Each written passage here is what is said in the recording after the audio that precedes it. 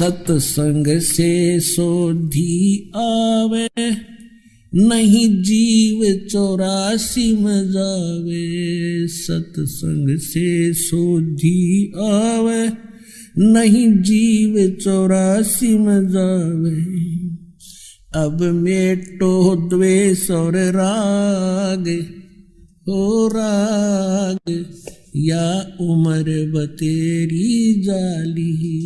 अब मेटो द्वेष और राग, हो राग या उम्र बतेरी। शंकराचार्य ये कहते हैं कि एक ही भगवान है और वही सतोगुण को लेकर के विष्णु बन जाता है, विष्णु का रूप धारण कर लेता है।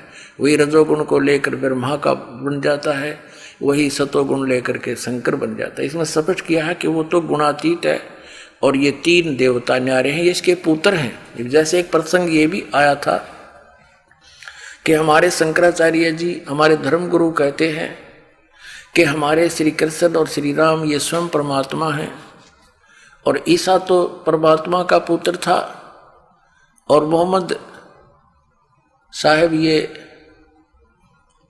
पैगंबर था, रसूल था, संदेशवाहक था, भगवान नहीं थे। और हमारे स्वयं कृष्ण और विष्णु स्वयं भगवान है। अभी ये भी भगवान के पुत्र थे, तुम्हारे भगवान भी अभी दिखाते हैं, कंसर्ट प्ले करते हैं। इसी शिव पुराण को आपके रूबरू करते हैं 98 पृष्ठ तक। रुद्र संहिता, ये देखिएगा, रुद्र संहिता 98 पृष्ठ पे संक्षिप्त शिव पुराण, इसके 5वें अध्याय के लास्ट से लेते हैं, आगे क्रम बन जाता है इसका। अपने पुत्र नारद की यह बात सुनकर लोक पितामह ब्रह्मा वहां इस प्रकार बोले। अध्याय 5, अब यहां देखिए, ब्रह्मा ये 6ठा अध्याय हो गया रुद्र संहिता का और ये 99 पृष्ठ पे हम पढ़ रहे हैं, 99। गीता प्रेस गोरखपुर से प्रकाशित है। ब्रह्मा जी ने कहा कि ब्राह्मण देव शिरोमणे, तुम सदा समस्त जगत के उपकार में लगे रहते हो। तुमने लोगों के हित की कामना से बहुत उत्तम बात पूछी है। जिस समय समस्त जगत नष्ट हो गया था, वहां कुछ भी नहीं था, न सूर्य दिखता था और न चंद्रमा, अन्य ग्रहों का भी कुछ पता नहीं था, उसकी भी सत्ता नहीं थी। यहाँ देखते उस समय सत तत्सद्ब्रह्म, इस श्रुति में जो सत्य सुना जाता है एकमात्र वही शेष था। अच्छा आगे देखिए 100 पृष्ठ पे, जिस परब्रह्म के विषय में ज्ञान और अज्ञान से पूर्ण उक्तियों द्वारा इस प्रकार विकल्प किए जाते हैं, उसने कुछ काल के बाद द्वितीय की इच्छा प्रकट की। उसके भीतर एक से अनेक होने के संकल्प उदित हुआ। तब उस निराकार परमात्मा ने अपनी लीला शक्ति से अपने लिए मूर्ति की कल्पना की। जो मूर्ति रहित परम ब्रह्म है, उसकी मूर्ति ये भगवान सदाशिव है। यानी भगवान सदाशिव वही इनका परम ब्रह्म परमात्मा है। अर्वाचीन और प्राचीन विद्वान उन्हीं को ईश्वर कहते हैं। उस समय एकाकी रहकर स्वेच्छानुसार विहार करने वाले उस सदाशिव ने अपने विग्रह से स्वयं ही एक स्वरूप भूता शक्ति की सृष्टि की, जो उनके अपने श्रीअंग से कभी अलग होने वाली नहीं थी। उस प्राशक्ति को प्रधान प्रकृति गुणवती माया बुद्धि तत्व की जननी विकार रहित बताया गया है। वह शक्ति अंबिका कही गई है। उसी को प्रकृति, देखो ये अंबिका जो श्री विष्णु, इस सदाशिव यानी इसको हम काल कहते हैं, यो काल है जिसने गीता का ज्ञान बोला। ये ब्रह्मा विष्णु महेश का पिता है। इसके शरीर, इसने इस दुर्गा को खा लिया था, इसके पेट से परमात्मा निकाली थी। तो ब्रह्मा जी इस पुराण का वक्ता है, इस प्रसंग का, तो वो सच्ची अच्छी तरह समझ नहीं सका। फिर भी उसने क्या कहा है कि उन सदाशिव ने अपने विग्रह माने शरीर से स्वयं ही एक स्वरूप भूता शक्ति की सृष्टि की, जो उनके अपने श्रीअंग से कभी अलग होने वाली नहीं थी। वो जो उसके शरीर से निकली शिव जी के, वो सदाशिव यानी काल के, वो कौन थी?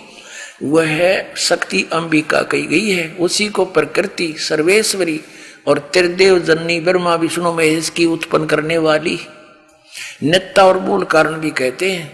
सदाशिव द्वारा प्रकट की गई उस शक्ति के 8 भुजाएं हैं। क्लियर हो गया कि दुर्गा को प्रकृति भी कहते हैं। ये तीनों देवताओं की माता है, उत्पत्ति करने वाली है, उसकी 8 भुजाएं हैं।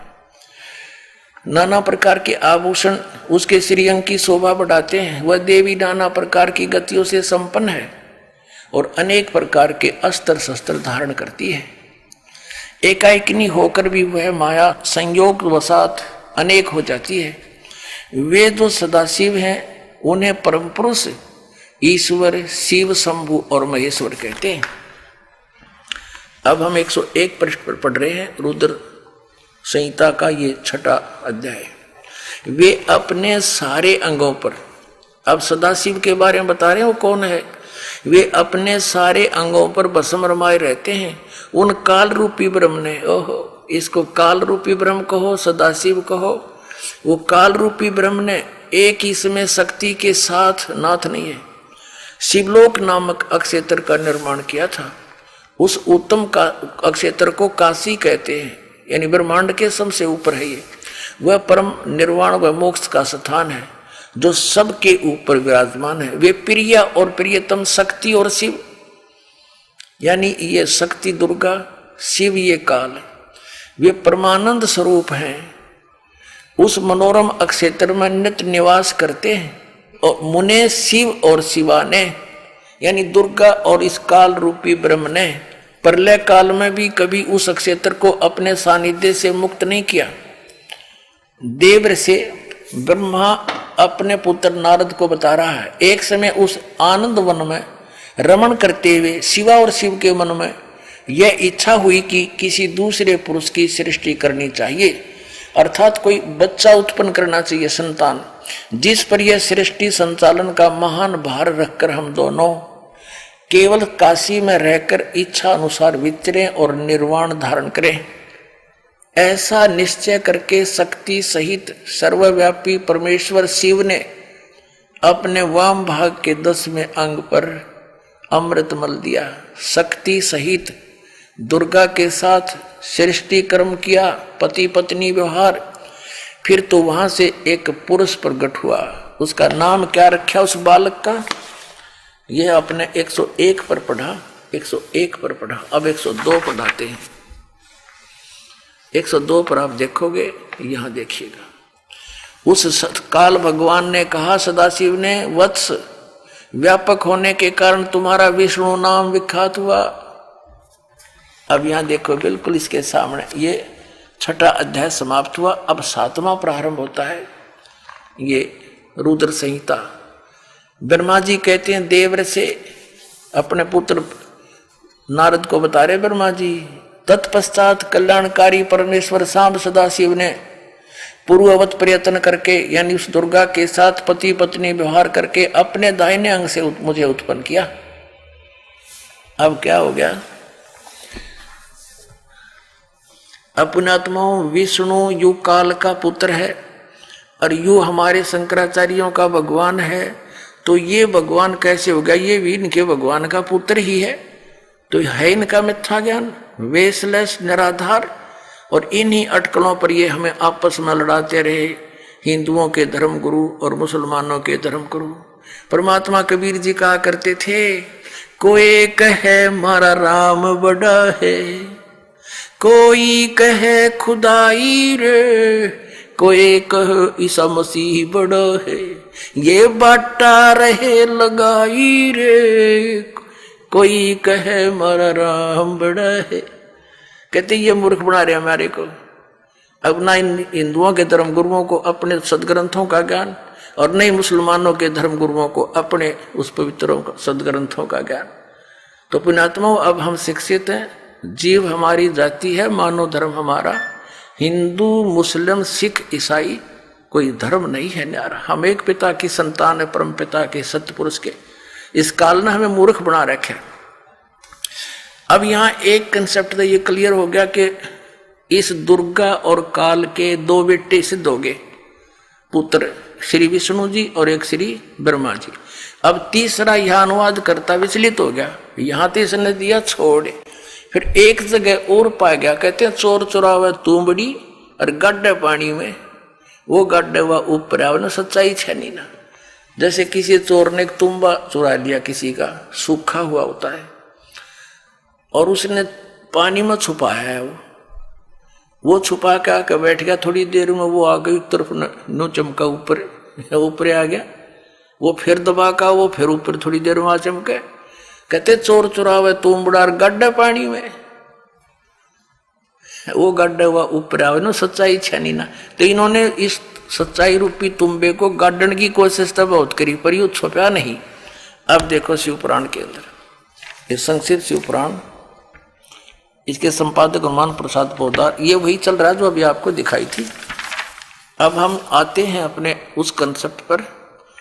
एक समय श्री विष्णु जी सतगुण और श्री ब्रह्मा जी रजगुण की आपस में कहा सुनी, यानी युद्ध हो गया, झगड़ा हो गया। किस बात में? ब्रह्मा जी कहता मैं तेरा पिताजी विष्णु जी को, विष्णु कहे मैं तेरा बाप,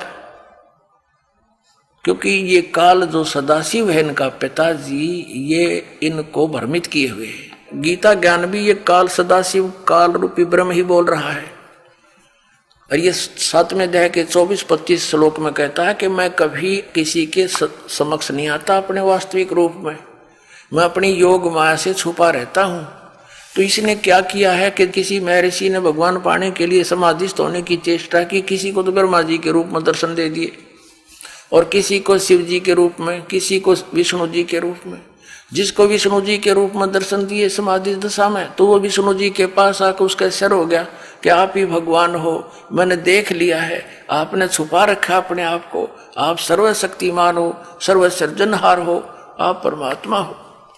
ऐसा 1, 2, 10 सैकड़ों ने कहा। तो उस विष्णु जी को भ्रम हो गया कि मैं सचमुच शायद मैं ही सृजनहार हूं। और ये भी कहा कि ब्रह्मा जी आपकी नाभि कमल से उत्पन्न हुए हैं। उधर से उसने जिसको ब्रह्मा जी के रूप में दर्शन दिए, उसने श्री ब्रह्मा जी को आवाज दी, आप सचमुच परमात्मा हो, आप जगत के पिता हो, जगत पालक हो, सर्वशक्तिमान तुम ही हो। इस बात का भ्रम श्री ब्रह्मा जी को हो गया। फिर किसी ने शंकर जी के रूप में देख लिए, तो उसने शंकर जी की महिमा गा दी कि भगवान शिव स्वयं पूर्ण परमात्मा है, अजर अमर है, मृत्युंजय है, कालज्ञ है, ये सर्वशक्तिमान है। तो ऐसे इसने इन सबको भ्रमित कर दिया। अब जैसा ये इसने प्रतिज्ञा कर रखी कि मैं कभी किसी के समक्ष अपने वास्तविक रूप में नहीं आऊंगा, क्योंकि श्रीमद् भगवत गीता का ज्ञान देते समय इसने जो विराट रूप दिखाया, तो अर्जुन को कहा था ये है मेरा विराट रूप। 11वें अध्याय के 32वें श्लोक में कहा कि मैं काल हूं और इन सब को नाश करने के लिए प्रवृत्त हुआ हूं, अब आया हूं। 11वें अध्याय के 47 और 48 श्लोक में स्पष्ट किया है कि ये मेरा जो रूप तूने देखा, ये मेरा रूप है वास्तविक इस काल का। और कहता है मेरी प्राप्ति यानी इस रूप के दर्शन, भगवान प्राप्ति, ना वेदों वर्णित विधि से, ना गीता, ना किसी तप से, ना जप से, और ना किसी क्रिया से, किसी को नहीं हो सकते तेरे अतिरिक्त। ना पहले किसी ने देखा, ना आगे कोई देख सकता। आगे फिर क्या कहा कि चतुर्भुज, वो अपने चतुर्भुज रूप में आगे श्री विष्णु रूप दिखा दिया। ये कुछ भी रूप बना सकता है ये काल। तो फिर कहा कि चतुर्भुज रूप के दर्शन भी किसी वेदों में वर्णित विधि से, ना जप से, ना तप से, किसी क्रिया से नहीं हो सकते, ये मेरी कृपा से ही किसी को हो सकते। तो ऐसे ये किसी को ब्रह्मा जी के रूप में दर्शन दे दे, कभी किसी को विष्णु जी के रूप में दर्शन दे देता है, किसी को शिव रूप में दर्शन दे देता है, ऐसा ही। तो इन दोनों को भ्रम हो गया। ब्रह्मा जी ने सोच लिया I am God, Vishnu ji ने सोच लिया मैं ही परमात्मा हूं, करता हूं। इन दोनों का रोड़ा हो गया, झगड़ा हो गया। इन दोनों का युद्ध समाप्त करने के लिए इनके पिता ने, इस सदा शिव काल ने, काल रूपी ब्रह्म ने इनके बीच में एक तेजों में पिलर स्तंभ गाड़ दिया। ये युद्ध तब भूल गए, उसका ऊपर नीचे खोजने लग गए। फिर ये स्वयं अपने पुत्र शिव का रूप धारण करके खड़ा हो गया आके। ये ऐसे आता है, अपने वास्तविक रूप में कभी प्रकट नहीं होता। इसने प्रतिज्ञा कर रखी है गीता जी के 7वें अध्याय के 24 और 25 में कि ये मूर्ख जन समुदाय मुझे कृष्ण मान रहा होगा, मुझ अव्यक्तम व्यक्तिम आपना मनन्ते, मुझ अव्यक्त को मुझे कृष्ण रूप में व्यक्ति आया मान रहे होंगे। I am not Krishna. मैं अपनी योग माया से छुपा रहता हूं, मैं कभी किसी के समक्ष नहीं होता। ये मेरा अटल अनुतम अवय, यानी अवय माने अविनाशी नियम है, विधान है, घटिया नियम है। क्योंकि जो पिता अपने पुत्रों से छुप रहा हो घटिया है, कभी सामने नहीं आता, उसमें दोष है कोई ना कोई। क्योंकि ये 1 लाख मानव शरीरधारियों को नित खाता है, इस कारण से छुप के रहता है। अब यहां प्रसंग चल रहा है कि ब्रह्मा विष्णु महेश और शिव इनका पिता है ये सदा काल रूपी ब्रह्म। अब देखियो, तो इन दोनों के बीच में स्वयं आकर के इनको ज्ञान देने लगा। फिर देखिए, ये है पृष्ठ 24 पे, ये ब्रह्मा विष्णु महेश के युद्ध हो रहा था। इनके बीच में यो पिल्लर स्तंभ, यो लिंग खड़ा कर दिया तेजों में। अब 25 पर हम पढ़ेंगे। तो इन्होंने दोनों ने, ब्रह्मा जी और विष्णु जी ने आपस में इनसे कुछ प्रश्न किए इस काल रूपी ब्रह्म से। ब्रह्मा और विष्णु ने पूछा, प्रभु सृष्टि आदि 5 कर्तव्य के लक्षण क्या है, ये हम दोनों को बताइए। भगवान शिव बोले, फिर वो बताने लग गया। अब हम अपने मतलब की बात पढ़ेंगे। अब 26 पे आ जाते हैं।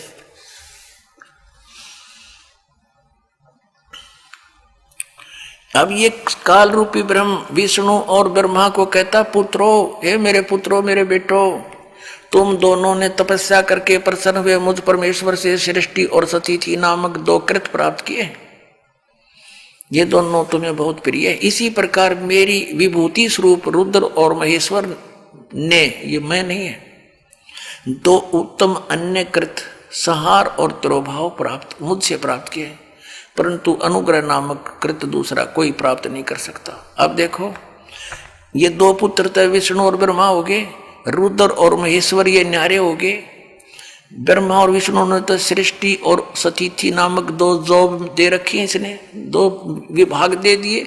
और रुद्र और महेश्वर ये 4 इनसे अलग है, ये वक्ता, ये इनका पिता है। अब हम यहाँ इतना स्पष्ट करना चाहते हैं। अब यहां इसने इनको ये भी कहा कि तुम भगवान नहीं हो, तुम भगवान नहीं हो। देखिए, ये तो केवल हिंदी वाली, देखिए अपने गीता प्रेस गोरखपुर से प्रकाशित पवित्र शिव पुराण। अब जिसमें संस्कृत भी विद्यमान है वो आपके रूबरू कराते हैं पवित्र शिव पुराण। ये क्या बताते हैं?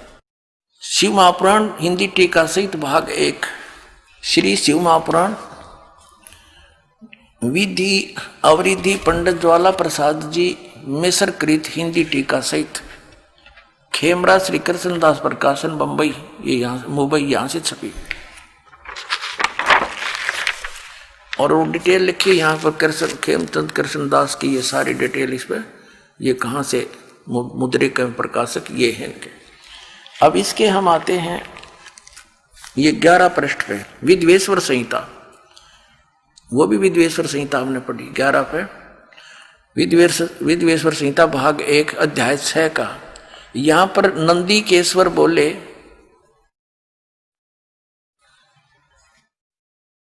हे योगिंद्र, आगे एक समय विष्णु भगवान शेष सैया पर अपने गरुड़ आदि पार्षदों से युक्त लक्ष्मी सहित शयन करते थे, विश्राम कर रहे थे, सोए थे। उस समय ब्रह्म ज्ञानियों में श्रेष्ठ ब्रह्मा जी अपनी इच्छा से वहां आ गए।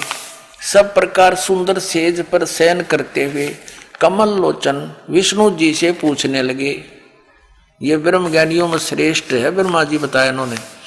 तुम कौन हो? विष्णु जी से पूछ रहे, तुम कौन हो? मुझे देखकर अभिमानी पुरुष के समान शयन करते हो। हे वत्स, हे बेटा, उठो, देखो मैं तुम्हारा स्वामी आया हूं।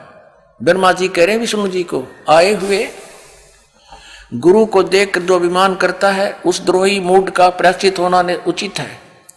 यह सुनकर विष्णु के अंतर में तो छो उठा, क्रोध हुआ, परंतु बाहर से शांत रहे और बोले, बेटा वत्स, तुम्हारा मंगल हो, बैठो, इस आसन पर विराजो।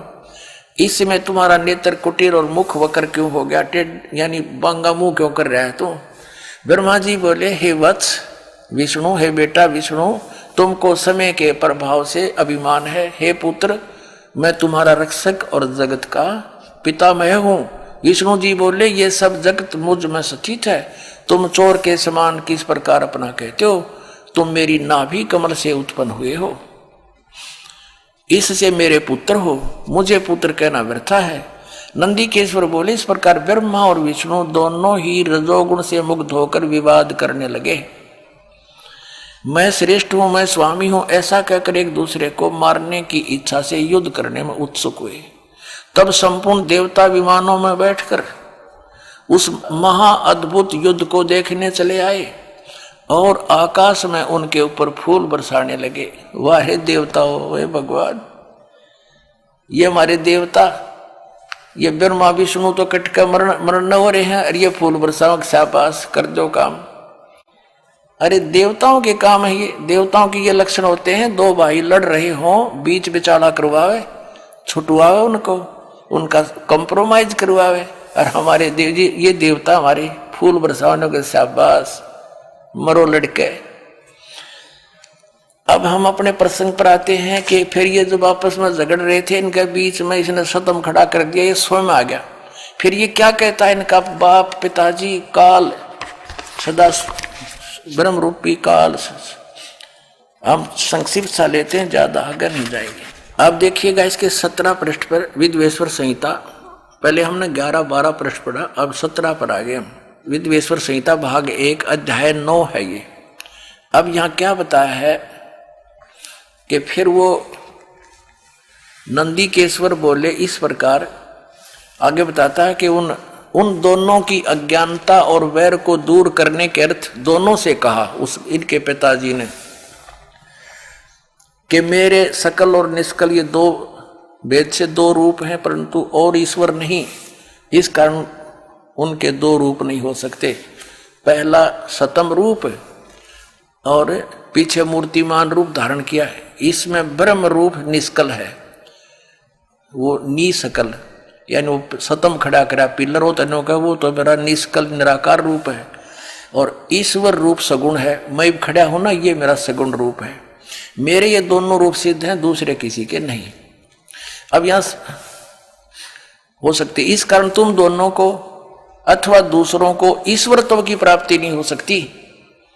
तुमने जो अब अज्ञानता से अपने को ईश माना, ये बड़ा ही अद्भुत हुआ। उसके दूर करने को ही मैं रण स्थान में आया हूं। अब ये इनका पिता कह रहा है कि तुम, यू आर नॉट गॉड, तुमने जो अज्ञान से अपने को ईश यानी भगवान मान लिया, ये बहुत अचरज हो गया, तुमने बहुत गलत कर दिया। अब तुम्हारी बुद्धि ठिकाने करने के लिए मैं आया हूं, दूर करने के लिए रण स्थान में आया हूं। अब तुम अपना अभिमान त्याग कर मुझ ईश्वर में अपनी बुद्धि लगाओ। मेरे प्रसाद से लोक में सब अर्थ प्रकाश करते हैं। अब देखो, ये कहता है जगत का वर्धक होने से मैं ब्रह्म हूं, इस तरह इसने अपनी फिर आगे महिमा बनाई है अपन आत्माओं। अब फिर 18 पृष्ठ पर देखिएगा। अब कति कंसेप्ट क्लियर करना पड़ेगा ना, या फिर बात रह जाएगी। 10वां अध्याय 9वां अध्याय समाप्त हो जाता है। इति श्री शिव महापुराणे विद्वेश्वर संहिता भाषा टीकायाम 9वां अध्याय इति हो गया, यहाँ समाप्त हुआ। अब यहाँ स्टार्ट हो गया 10वां। इस 10वें के इसने आगे 10वें श्लोक में क्या बताया है कि पुत्रो, वही जो हिंदी वाले में भी था, हे पुत्रो, यह कृत आपने तप से प्राप्त किया है। ब्रह्मा और विष्णु से कहता है सृष्टि और स्थिति उत्पत्ति, यानी सृष्टि की उत्पत्ति और पालन कहता है, सो मैंने प्रसन्न होकर तुम्हें दिया है। आगे देखो, इस प्रकार दूसरे दो कृत रुद्र और महेश को प्रदान किए। अब हम यहां सिर्फ इतना ही कंसेप्ट क्लियर करना था, हमने इतना ही कंसेप्ट क्लियर करना था, जिनको हमारे धर्म गुरु, पवित्र हिंदू धर्म के धर्म गुरु शंकराचार्य, जिनको पूर्ण परमात्मा विष्णु और शिव को बताते रहे, ये तो इनके इतिहास में लिखा कि ये भगवान नहीं है, तो क्या इनको वेदों का सदग्रंथों का ज्ञान था? अब जैसा इनके शंकर पंचम के 135 पृष्ठ पर लिखा है कि सबसे बड़ा पशु कौन है, उन्हीं का उत्तर है कि जिन्होंने सदग्रंथों को पढ़ा और उसके अनुसार धर्म आचरण नहीं किया वो सबसे बड़ा पशु है। तो जब आप पुण्यात्मा हो, निर्णय करने ला सबसे बड़े पशु कौन है? बोलो सतगुरुदेव की जय हो।